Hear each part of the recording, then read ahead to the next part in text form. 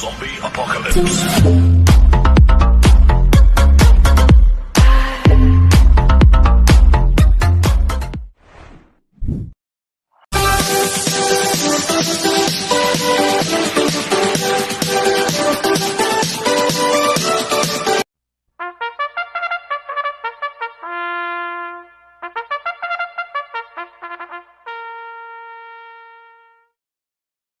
Magandang araw po mga bayang karista.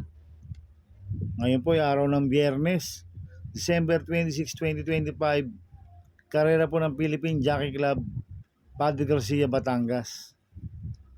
Meron po tayong 7 karera sa araw na ito. Nandito naman po yung lingkod, Drunken Master Wangbu aka Eloto Budoy, para magbigay ng giya at analysis sa inyo mga bayang karista. Mga bayang karista, start po ng karera natin ay 5 PM. At no bearing, no effect po tayo mga bayang karista, kaya pagbutihan niyo po yung pagre-review. At sana ay makatulong po yung pagbibigay ko ng giya at analysis. Kaya bago po ako magsimula magbigay ng giya at analysis, huwag pong kalimutan, subscribe, like, and share YouTube channel ko po. At syempre, huwag din kalimutan i-click notification bell ko para updated po kayo sa mga bagong video ko. Kaya mag-start na po ako sa pagbibigay ng giya at analysis. Race 1, winner take all event, races 1 to 7. May 4 na kalok po tayo dito. Grupo 2-year-old maiden race. Distance 1,200 meters. First choice ko po dito, numero 1, Go Emma Go. Nagagabayan po JL Lazaro. Last run po nito nung December 10. Pang-4 kila Cunningham. Nagtala po siya ng 1.29.2 sa 1,400 meters sa PJC. Pero meron 1.15.4 po yan sa 1-2 sa PJC. At cambio inete, binalik ulit kay JL Lazaro. Lasang JD Sarati po sumakay dito. Kaya sa akin, malaki po panalo sa akin ito. Kaya siya po first choice ko. Second choice ko po, number 3, Blue Scholar. Nagagabayan po ni Peter Guse. Ito last run po nito noong December 7. Tercero ko lang exemplary. Nagtala po ng 1.29.8 sa 1,400 meters sa Metro Turf. Cambio hinete ngayon, binigay na po kay Peter Guse. Lasan RC Baldonito po sumakay dito. Kaya malaki rin po panalo sa akin ito, kaya po second choice ko. Kaya ang first choice ko po, numero 1, Go Emma Go. Second choice, numero 3, Blue Scholar. Sa race 2 po tayo, pick events, races 2 to 7. May 7 kalok po tayo dito, but 6 betting in option.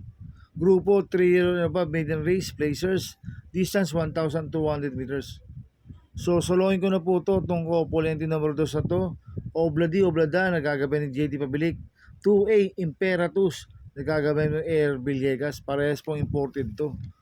Last run po ni Obladi Oblada noong December 12, tawag ko sa PJC. Tercero ko lang user, nagtala ng 1.28 sa 1,400 meters. Cambio nete, binigay kay JT Pabilik. Lasan, MP Lalong po sumakay dito. Nag-barrier trial naman po si Imperatus noong December 6. Pang-4 kila Red Queen sa Metro Turf. Nagtala po ng 1.15.6 sa 1,200 meters. Cambio nete, binigay kay AR Villegas. Ang nag-barrier trial po yung RC Tabor. Kaya sa akin, sosolohin ko na po ito, itong couple na number 2 sa to. Obladi Oblada, 2A Imperatus. Sa race 3 po tayo, pick 5 event, races 3 to 7. May 8 kalok po tayo dito, but 7 betting in option. Ang grupo po nito, 42 to 56 split, distansya 1,200 meters. Sosolohin ko na po ito, number 3, Ghost. Nagagabay po ng John Alvin Guse. Last run po nito, tumakbo sa Presidential Gold Cup noong December 14. Pang-4 kila Don Julio. Nagtala ng 2.05 sa 2,000 meters sa PJC. Pero meron 1.13.6 po yan sa 1-2 sa PJC, si Ghost. Kaya sa akin, sosolohin ko na po yan, number 3, Ghost. Sa race 4 po tayo, pick 4 events, races 4 to 7.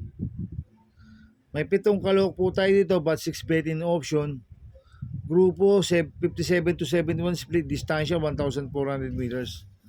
First choice ko po dito, number 3, Whiskey or Wine. Nagagabayan po dyan Alvin Guse. Tingin ko mabuting kabayo po ito dahil ito po yung pinili dyan Alvin Guse. Nag-barrel trial po ito noong October 16.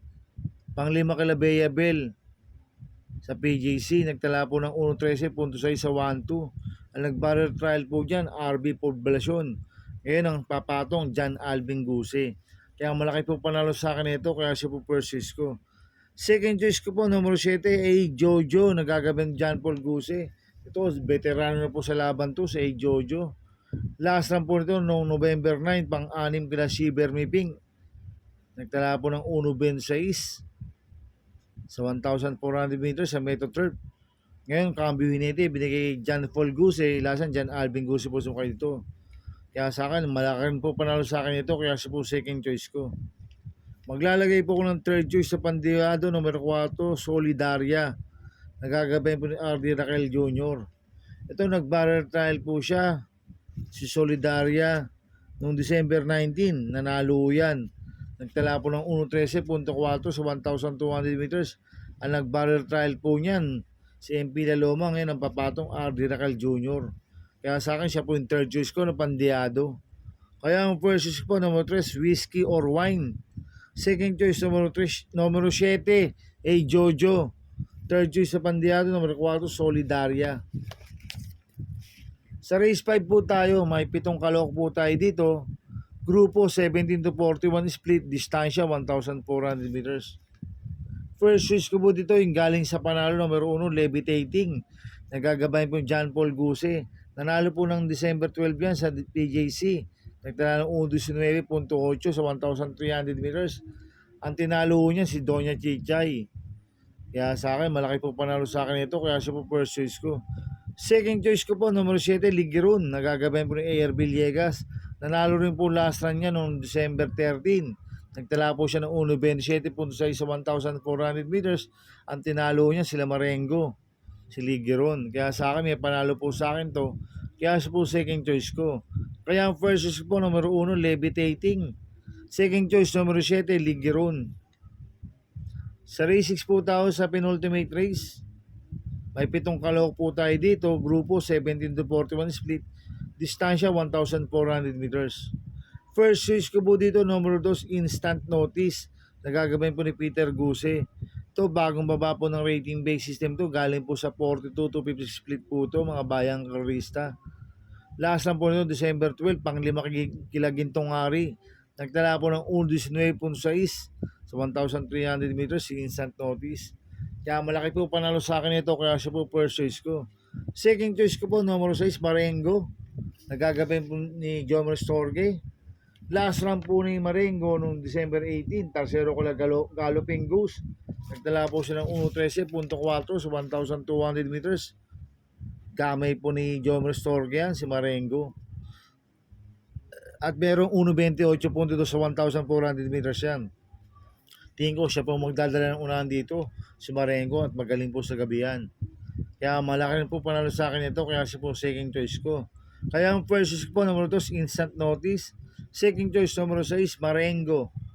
Sa race 7 po tayo sa last race. May 8 kalok po tayo dito. Grupo 42 to 56 split. Distansya 1,300 meters. First choice ko po dito, numero 5, Spellbound. Nagagabay po ni Pops Caballeo.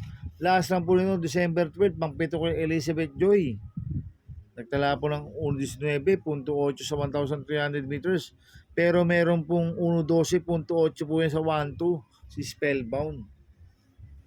At cambio inite, binigay kay Pops Caballeo, lasa Mart Alvarez po sumakay dito. Kaya malaki po panalo sa akin ito, kaya siya po first choice ko.